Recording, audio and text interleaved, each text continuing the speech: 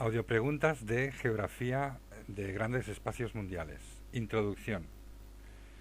¿Qué se entiende por países emergentes? Son aquellos países que, aun en vías de desarrollo, han mostrado en los últimos años un considerable crecimiento y estabilidad económica que realza su importancia en el contexto de la economía internacional, al tiempo que las proyecciones de futuro de estos países nos indican que a medio plazo podrían convertirse potencias económicas en el mundo cada vez más globalizado y también por la gran competitividad en su sector exportador, caracterizado por bajos costos. Por ello son mercados deseados para inversiones extranjeras de países desarrollados, pero hay hechos por los que las economías emergentes no pueden considerarse todavía como desarrolladas. La primera es que son mercados mucho menos seguros que cualquier economía desarrollada. La segunda es que son economías en transición hacia una economía de mercado. Y también existen otros hechos como el territorio, la organización sociopolítica. Son países donde la población aún sufre las secuelas de la extrema pobreza y así pues podrían ser considerados como la etapa más avanzada del subdesarrollo y no son del todo desarrollados, pero tampoco son del todo subdesarrollados. Un ejemplo sería el de China. Principales indicadores socioeconómicos del mundo desarrollado y subdesarrollado. En el mundo desarrollado, además de implicar un aumento de la capacidad de producción económica, debe ir acompañado de otros aspectos sociales. El aumento de la producción ha de desarrollarse en varias ramas económicas. Debe haber un cambio en la estructura y en el peso relativo de los diferentes sectores económicos. Es decir, descendiendo el sector agrario y aumentando los sectores industriales y sobre todo el sector servicios.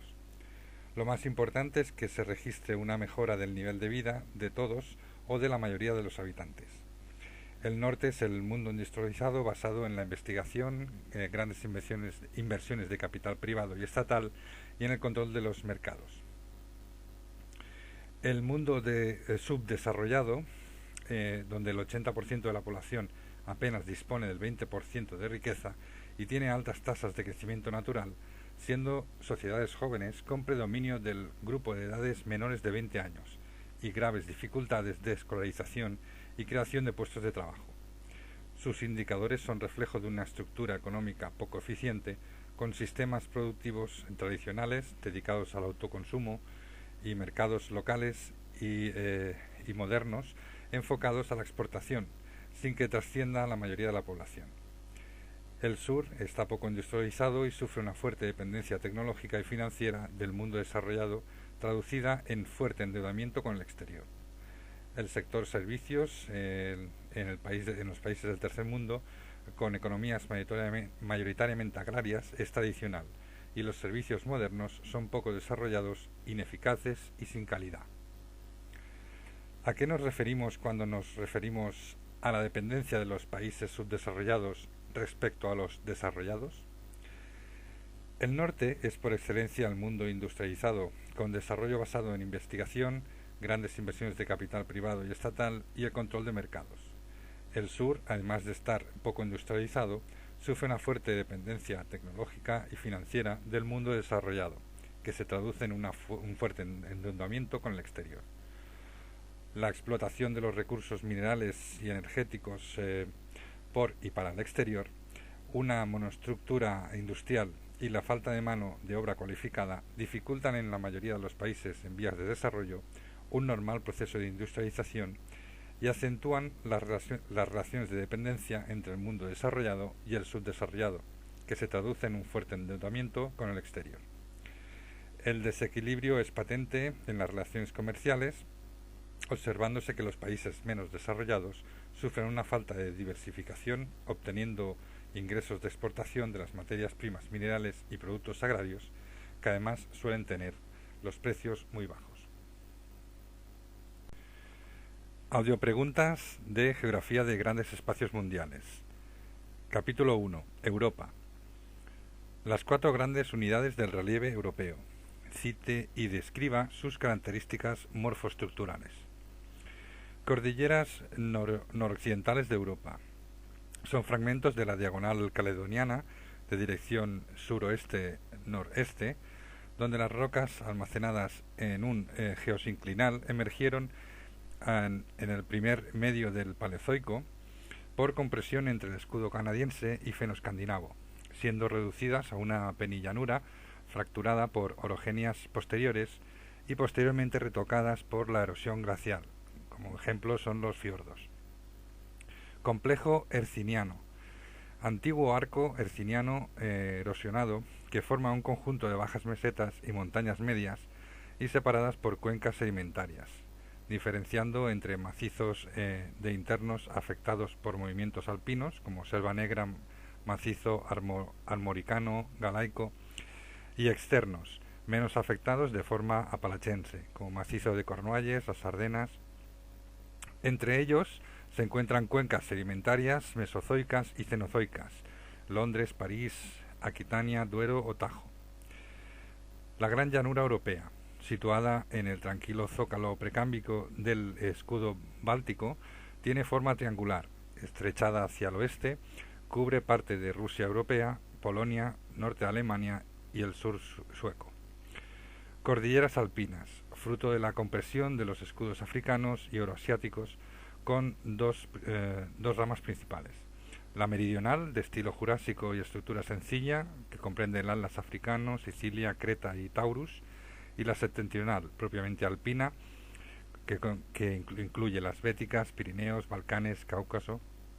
La erosión diferencial ha actuado resaltando las zonas más duras y el modelado glacial. Ha excavado valles en Artesa, circos glaciares y aristas. Cabe recordar también que en la sucesión cronológica de la orogenia es importante destacar que el escudo precámbrico, que coincide con la Gran Llanura Europea, es la más antigua, con más de 570 millones de años. Le sigue la orogenia caledonia, que serían las cordilleras noroccidentales de Europa, con unos 435 millones de años. Seguidamente vendría la orogenia herciniana, o complejo herciniano, de 280 millones de años, y le seguiría después la calma mesozoica entre los 230 265 millones de años, que se establecería en la Gran Llanura Europea, y finalmente la más reciente sería la orogenia alpina, de 25 millones de años. Las cordilleras alpinas en Europa, localización y principales características geomorfológicas. Son cordilleras resultantes de la compresión de los escudos africano y euroasiático, levantándose el geosinclinal de Tetis. Presenta dos ramas principales, una rama meridional de estilo jurásico y estructura sencilla que engloba el Atlas medio africano, Sicilia, Alpes meridionales, Apeninos, Alpes dináricos, Pindo, Creta y el Taurus, prolongándose en Asia con el Himalaya. Y otra rama más septentrional, que es propiamente la alpina, formada por las cordilleras béticas, el Pirineo, los Alpes de Transilvania, los Balcanes, Crimea y el Cáucaso, extendiéndose a Asia en Pamir septentrional y Tien Shan. La erosión diferencial ha actuado sobre estas montañas dejando en resalte las zonas más duras. El modelado glaciar le ha dado su forma definitiva, excavando valles en Artesa, circos glaciares y aristas. Características del relieve europeo: montañas hercinianas y cordilleras alpinas. Fruto de al menos 4 grandes ciclos orogénicos, diferenciamos una Europa septentrional antigua y rígida, con materiales de origen precámbrico, escudos, diferenciándose dos unidades, el escudo fenoscandinavo y el ucraniano, frente a una Europa meridional joven y sísmica. Los sedimentos depositados durante el Mesozoico en un amplio geosinclinal al oeste del escudo fenoscandinavo fueron plegados durante el ciclo orogénico caledoniano, formándose un orogeno que se extendía en forma de arco desde el sector occidental de la península escandinava hasta Escocia. Complejo herciniano. Es un antiguo arco herciniano erosionado que forma un conjunto de bajas mesetas y montañas medias y separadas por cuencas sedimentarias, diferenciándose entre macizos de internos afectados por movimientos alpinos, Selva Negra, macizo armoricano, galaico, y externos, menos afectados de formas apalachenses, macizo de Cornualles, las Ardenas. Entre ellos se encuentran cuencas sedimentarias mesozoicas y cenozoicas, en Londres, París, Aquitania, Duero o Tajo. Cordilleras alpinas son fruto de la compresión de los escudos africanos y euroasiático, con dos ramas principales, meridional, de estilo jurásico, y estructura sencilla, donde comprende el Atlas africano, Sicilia, Creta y Tauros, y septentrional, propiamente alpinas, como las Béticas, Pirineos, Balcanes y Cáucaso. Europa disfruta de una gran variedad de climas templados, en general moderados y benignos. Además de la circulación de vientos del oeste, ¿qué otros factores geográficos contribuyen a ello? Por su situación, Europa queda inmersa en la zona de climas templados. Uno de los factores es la acción moderadora del Océano Atlántico, cuya influencia se adentra en el continente gracias al recortado perfil costero y a las abiertas y amplias llanuras septentrionales. A esta acción reguladora atlántica contribuye la corriente cálida de la deriva nortatlántica, prolongación septentrional del Gulf Stream americano, que dulcifican las temperaturas de la costa septentrional europea, frente a otras regiones situadas a la misma latitud. A ello se añade el papel regulador que ejerce el mar Mediterráneo sobre las costas de Europa meridional. La configuración del relieve también repercute en el régimen y distribución de temperaturas y precipitaciones del continente europeo. Europa se halla inmersa dentro de la circulación general del flujo del oeste, cuya penetración en el continente se ve favorecida por la orientación oeste-este de las grandes líneas de relieve. Dentro de la circulación del oeste, Europa se ve afectada por la presencia de unos centros dinámicos permanentes, la depresión de Islandia y el anticiclón de Ozores, que son responsables de gran parte de los contrastes climáticos del occidente europeo. A estos centros dinámicos se añaden los centros térmicos euroasiáticos que regulan el régimen termopluviométrico de la Europa oriental. Principales características bioclimáticas de la Europa atlántica. Factores atmosféricos explicativos. Le corresponde a un clima templado oceánico de fachada occidental en latitudes medias, que se extiende desde el oeste de Escandinavia hasta el noroeste de la península ibérica. Caracterizan a este clima unas temperaturas suaves e irregulares todo el año, con amplitud térmica moderada, inferior a 15 grados, humedad constante, con un máximo en invierno y en otoño, y escasa insolación.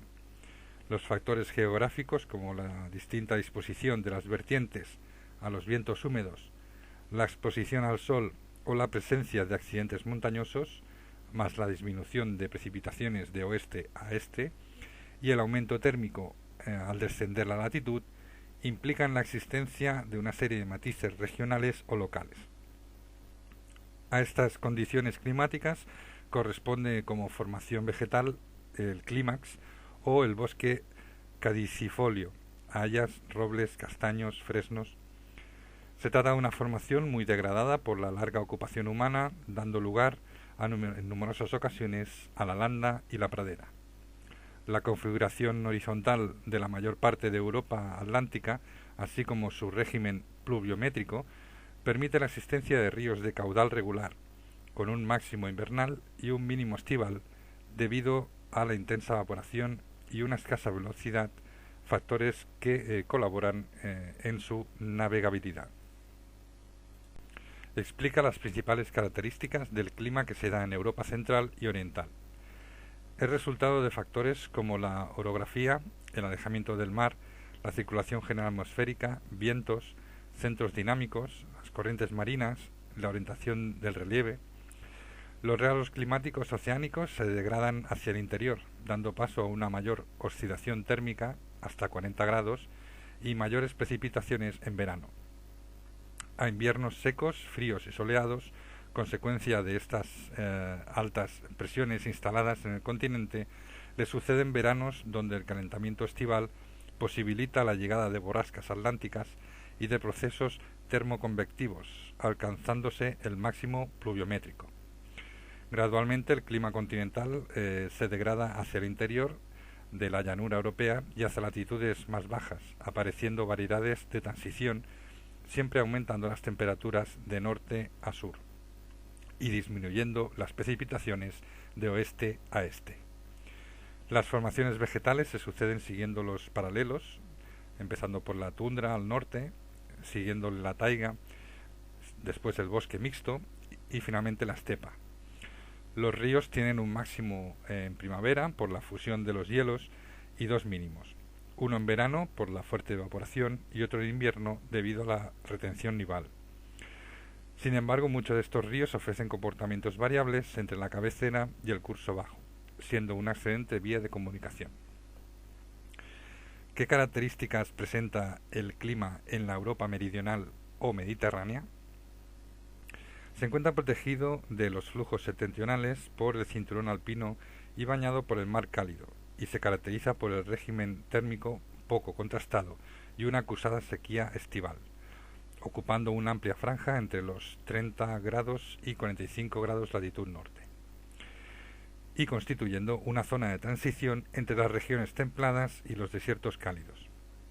En verano, la ascensión en latitud del anticiclón de los Azores impide la entrada de vientos húmedos del oeste, dominando un tiempo seco y soleado, con altas temperaturas y fuerte evaporación, que provoca gran aridez.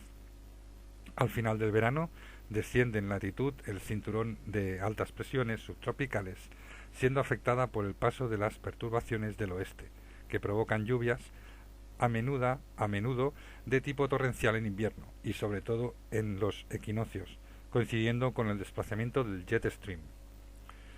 El verano seco y el invierno húmedo da lugar a una vegetación de árboles y arbustos siempre verdes llamado bosque esclerófilo, adaptado a la aridez estival y formado por encías en suelos calcáreos y alcornoques en suelos silíceos, junto a algunas coníferas.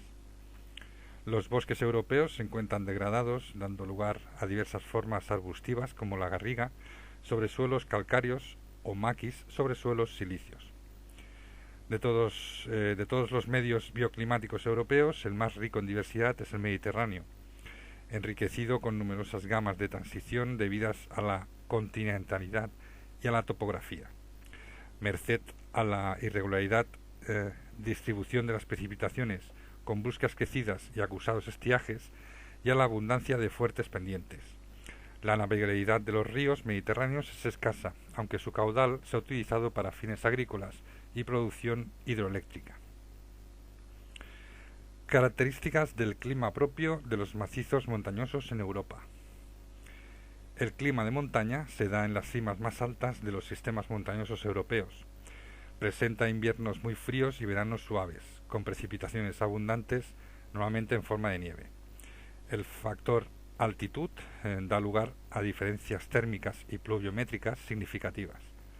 La temperatura disminuye en altitud a razón de 1 grado cada 180 metros, aumentando la humedad relativa y produciéndose lluvias orográficas en la vertiente de Barbolento de las montañas, bajando por la ladera de Sotavento un aire frío y seco que se calienta al descender. Es lo que se llama el efecto Foehn. Las cadenas montañosas presentan mayores precipitaciones en su cara norte y oeste debido a la disposición del relieve. La vegetación del bosque y los prados cambian gradualmente con la altitud y aparecen especies con mayor resistencia al frío en un escalonamiento por pisos. El roble es la especie de las vertientes inferiores en la zona más baja, seguido por las hayas y abetos, hasta que la vegetación arbórea es sustituida por vegetación de matorral y herbácea, muy resistente al frío, para terminar en la vegetación de nieves perpetuas. En las montañas mediterráneas domina el bosque mediterráneo en el piso basal, el robledal en piso montano, bosques de frondosa en piso subalpino y coníferas y pradera alpina en el piso alpino. ¿Qué significado puede tener la expresión una europea heterogénea? Se refiere a la gran diversidad de etnias, lenguas y religiones que aparecen en el continente europeo como resultado de migraciones de pueblos, en su mayoría de Asia, que se han ido adaptando y formando estados más o menos consolidados. Estas migraciones hacen que en Europa se hablen más de 40 idiomas que podemos agrupar en tres grandes bloques lingüísticos: lenguas románicas, eslavas y germánicas, a las que hay que añadir el griego, el albanés, lenguas bálticas y el romaní, que tiene origen indoiranío. El elemento religioso puede funcionar como factor unificador o disgregador, dando lugar a enfrentamientos entre estados. Teniendo una base en el cristianismo, hay tres religiones mayoritarias, distribuidas por áreas: la Europa occidental, mayoritariamente católica; la Europa del noroeste, mayoritariamente protestante; y la Europa del este, mayoritariamente ortodoxa. Aunque más dispersa, también tiene peso la religión judía y musulmana. Otro factor que da pie a la heterogeneidad es el diferente grado de desarrollo de los sectores económicos de las áreas. En definitiva, Europa es un amplio mosaico de diversidades culturales, religiosas, étnicas, políticas y económicas, que a lo largo de la historia ha conformado una Europa heterogénea. Nombra los principales factores que influyen en la desigualdad distributiva de la población en Europa. Factores físicos como latitud, clima, carácter de los suelos, recursos minerales y energéticos. Las regiones montañosas y las que tienen aridez tienen menor densidad de población que las áreas de suelos más fértiles, portuarios, con buenas comunicaciones, etc., que ofrecen mejores oportunidades y calidad de vida. Este sería el caso de las áreas montañosas del norte de Europa, península escandinava, área alpina, Balcanes, Cáucaso, meseta castellana en la península ibérica, las zonas del sureste español, Córcega, Cerdeña, Grecia, con densidades de población baja. Factores humanos, según la actividad económica, historia y influencia social y el éxodo rural. Factores económicos son de gran importancia en la distribución de la población. Áreas de agricultura intensiva, zonas portuarias, valles fluviales con actividad industrial, suelos fértiles, de actividad turística, de concentración de servicios. Estas áreas superan los 200 habitantes por kilómetro cuadrado y correspondería al centro y sur de Inglaterra, Países Bajos, valle fluvial del Danubio, del Ródano, del Po, y áreas metropolitanas como Lisboa, Madrid, Barcelona o Marsella. ¿Cuáles son las grandes fracturas históricas de Europa? ¿Qué huellas han dejado en la diversidad cultural europea? La primera gran fractura se puede decir que fue el Imperio Romano, que dividió una Europa romanizada en el sur y el oeste y una no romanizada del norte al noroeste, que a su vez influyó en la aparición de diferentes idiomas que provienen unas del latín y otras de lenguas germánicas. En la Edad Media, con el nacimiento de los estados germánicos e imperios, como el imperio de Carlomagno con el Sacro Imperio Romano Germánico y el imperio de los Habsburgo, continuando con el imperio austrohúngaro, dieron lugar, con su disgregación o separación, a la aparición de los estados modernos. Se diferencia una Europa occidental de una oriental, donde se englobarían los pueblos eslavos y bizancio, una diferencia cultural que todavía persiste. En el siglo XX, las fracturas que cambiaron el mapa político fueron la Primera Guerra Mundial, el final de la Segunda y la desaparición de la Unión Soviética con la pérdida de su influencia en el este, y que ha supuesto una diferenciación, sobre todo a nivel político y económico. Otra separación a destacar es la religiosa, que con el cisma de Occidente en 1054 surgió una Europa católica romana y una ortodoxa oriental. Transformaciones del mapa político de Europa tras la caída de la URSS. La distensión entre los dos bloques, el agotamiento del sistema económico soviético y el inicio de tímidas reformas en el sistema político de la URSS propiciaron la reactivación de la actividad nacionalista y la última recomposición del mapa centro-oriental europeo. Las 15 repúblicas soviéticas se convirtieron en estados independientes y la desaparición del control soviético propició la unión de las dos Alemanias. El nacionalismo eslovaco avivó la ruptura de Checoslovaquia en dos estados independientes, Chequia y Eslovaquia. En Yugoslavia, las luchas entre los distintos grupos étnicos y religiosos desembocaron en una cruel guerra que terminó con la fragmentación de la antigua federación creada tras la Primera Guerra Mundial. Cuando en 1989 se desmoronó la URSS y los países del este recobran su autonomía política y económica, miran a Occidente y reclaman su derecho a ser considerados europeos. Reestructuran sus economías, reinstauran el sistema democrático e intentan integrarse en la UE o Unión Europea. Desde los años 90 su economía ha estado sometida a profundos cambios, transformándose en economías de mercado y mejorando los niveles de los países ya integrados en la Unión Europea. ¿Cómo se constituye el Parlamento Europeo? ¿Qué funciones desempeña? El Parlamento Europeo representa a todos los ciudadanos de la Unión Europea como institución decisoria y sus miembros son elegidos por sufragio universal directo, representando a todos los parlamentos nacionales por un periodo de 5 años. El presidente y la mesa directiva, presidente, 14 vicepresidentes y 5 cuestores, son designados entre sus miembros, los cuales hacen un total, desde el Tratado de Lisboa, de 750 más la presidencia. Tienen su sede en Estrasburgo, donde se reúnen en pleno una vez al mes y 2 veces al mes en Bruselas, además de sus comisiones. La Secretaría, con 3.500 funcionarios, se encuentra en Luxemburgo. Sus funciones son participar en la elaboración, modificación y aprobación de la legislación europea, aprobar el presupuesto junto al Consejo de Ministros de la Unión Europea, ejercer funciones de control político sobre actividades de la Comisión, del Consejo de Ministros y del Consejo Europeo y dar impulso político a la Unión Europea. ¿Cuáles son los 3 tipos de redes urbanas en Europa? Describa las características de cada una de ellas.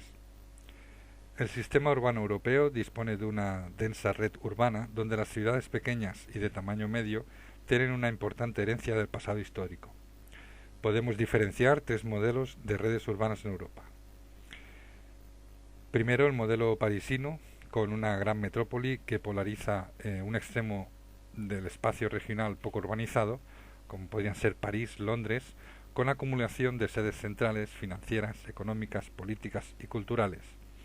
Se caracteriza por un mayor peso de la capital, como ocurre en la mayoría de los países de la Europa central y oriental, cuyos regímenes comunistas favorecieron este centralismo. En segundo lugar, el modelo renano, que presenta una red densa y equilibrada en la que no existe ninguna ciudad dominante. El ejemplo más claro es Alemania, con 8 ciudades con población superior a 2 millones de habitantes. Este modelo se localiza en la zona más urbanizada de Europa, Randstad, Renania, Flandes, Italia del Norte, Midlands. En tercer lugar, entre ambos modelos existen espacios con redes urbanas menos definidas, en algunos países claramente bicéfalas, como en el caso de España, en Madrid-Barcelona, o Italia, Roma-Milán, o redes urbanas laxas e irregulares, localizadas en regiones periféricas, o modelo periférico, como Mezzogiorno, Andalucía, Castilla o Escocia. ¿A qué se denomina megalópolis europea? ¿Qué regiones incluye? Define la zona con una alta urbanización, alta densidad poblacional y alta densidad industrial. La conformación de esta zona a lo largo del tiempo viene indicada, sobre todo, por su capacidad de aglomerar en sus cercanías facilidades para la industria y el desplazamiento final de la producción.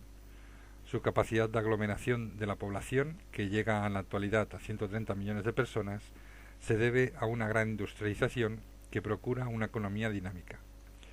Se extiende en el cuadrilátero Liverpool, Hague, Basilea y Hamburgo. Se estructura en 2 regiones fundamentales, una continental en torno al eje renano hasta Randstad y el pasillo franco-belga hasta Rouge y otra marítima en torno a los principales puertos industriales del Mar del Norte. Desde Londres dibuja una diagonal hasta Milán y es fiel reflejo del pasado histórico, cuyo centro económico basculó desde Venecia en el siglo XVI hasta Amberes y Ámsterdam en el siglo XVII y Londres a principios del siglo XVIII. Identifique y señale las características de las 3 principales regiones agrarias europeas. La Unión Europea es una de las grandes potencias agropecuarias, pero el incremento de los excedentes, sobre todo de leche y sus derivados, es uno de los problemas más graves de la PAC. La producción agraria preferentemente está orientada hacia la producción animal. En primer lugar, en la Europa septentrional y occidental predominan las explotaciones ganaderas intensivas de orientación lechera en la costa, mientras que en el interior conviven con sistemas mixtos agrícolas y ganaderos y pequeñas en comarcas vitivinícolas. Hay preponderancia de producción animal sobre la vegetal, mayor grado de mecanización, menos números de efectivos agrarios, pero más jóvenes y mejor cualificados. Práctica habitual es el cooperativismo, alta capitalización, nivel de renta elevado, mayor interacción de actividad agraria con la industria. En segundo lugar tenemos la Europa mediterránea, donde los tradicionales cultivos son de secano, vid, trigo, olivo, y contrastan con la agricultura de regadío, más dinámica, aunque muy vulnerable a las fluctuaciones del mercado. La agricultura del sur y este se caracteriza por un mayor porcentaje de producción vegetal sobre animal, mayor número de mano de obra pero envejecida y menos formada, y el desequilibrio en el tamaño de explotaciones. Y por último lugar tenemos la Europa central y oriental. La entrada de numerosos países de esta zona en el mercado occidental supuso una transformación de sus sistemas productivos y se estableció un predominio de la producción vegetal sobre el animal, por la mayor facilidad de las nuevas explotaciones individuales para la agricultura y por el medio natural más apto para el aprovechamiento agrícola, más por el aprovechamiento agrícola que el ganadero. Identifique las grandes regiones cerealistas y ganaderas de Europa. Las grandes regiones cerealistas se extienden por las fértiles llanuras y mesetas del norte de la comunidad. Sureste británico, Cuenca de París, Bélgica, Holanda, Península de Jutlandia, Baja Sajonia, llanuras de Polonia, llanuras panónicas, Valaquia y Moldavia rumanas, algunas áreas de las llanuras del Po y la meseta española. En regiones del interior de la Unión Europea la dedicación a un cereal determinado sigue predominando, pero se observa un paulatino aumento de los sistemas mixtos, agricultura y ganadería. El cultivo de cereales se asocia con frecuencia a las plantas industriales y forrajeras como la remolacha azucarera en la zona más fría y lluviosa del norte, desde la Cuenca de París hasta Polonia, y el girasol en las áreas más secas y soleadas del sur, desde la desembocadura del Danubio hasta España. Las regiones ganaderas, esencialmente bovina, altamente especializadas, se encuadran en las ricas praderas naturales de la Europa atlántica, oeste de Gran Bretaña, Irlanda, Dinamarca, Alemania, Holanda, Normandía, norte de España y algunas áreas de montañas como los Alpes, Cárpatos y Pirineos, donde se cría una ganadería bovina intensiva orientada a la producción de leche y derivados. El ganado porcino es numeroso en muchas regiones de Holanda, Polonia, Dinamarca, España y Alemania. La fuerte especialización ganadera en regiones oceánicas con elevados rendimientos dio lugar a excedentes de productos lácteos, constituyendo un problema para la PAC, adaptándose medidas de abandono de las explotaciones y originando déficit de leche y aumento de precios. En los pastos de las colinas mediterráneas y del Reino Unido se practica una ganadería extensiva de ovinos con rendimientos bajos. ¿Qué factores inciden en la localización de la agricultura europea? En Europa se dan unas condiciones muy favorables para el desarrollo agrícola. Su morfología es llana y su latitud y cercanía al mar templado y a un océano atemperado por las corrientes cálidas de la deriva nortatlántica queda inscrita en un marco templado con suficientes precipitaciones. Este medio físico favorable, pero muy contrastado, ha fomentado paisajes agrarios muy variados y con grandes diferencias tanto en las condiciones de producción como en el tamaño de las explotaciones, su especialización, métodos de producción, etc. Esta variedad ha permitido distintas orientaciones productivas, con una clara oposición entre la Europa meridional mediterránea cálida y seca, con predominio de las producciones agrícolas, frente a una Europa noroccidental atlántica, donde la vocación ganadera es dominante, y una Europa centrooriental, semicontinental y de carácter mixto. ¿Qué papel desempeñan las regiones agrícolas europeas altamente especializadas? Describa y localice alguna de ellas. La Unión Europea, en su preocupación por la producción agraria, adoptó líneas que se establecieron a través de la Política Agraria Común, o sea, la PAC, que va a buscar la especialización de esa producción y explotación de recursos, tratando de evitar los excedentes que venían dándose hasta ese momento, y aumentando así la rentabilidad. Las regiones altamente especializadas cultivan de forma intensiva determinados productos, utilizando eficazmente las condiciones naturales y la coyuntura del mercado de altos costos en infraestructuras, y lo compensan con elevados rendimientos encaminados a los productos y a la orientación del mercado. Algunas de estas regiones son las huertas mediterráneas, el cultivo en invernaderos de la costa oceánica, arrozales en las llanuras del Po, Valencia, delta del Ebro, la Camarga, el cultivo de flores de los polders holandeses, el cultivo de bajoplásticos de las llanuras mediterráneas, y otras regiones se especializan en la producción de vino o aceite de oliva, como en las penínsulas mediterráneas.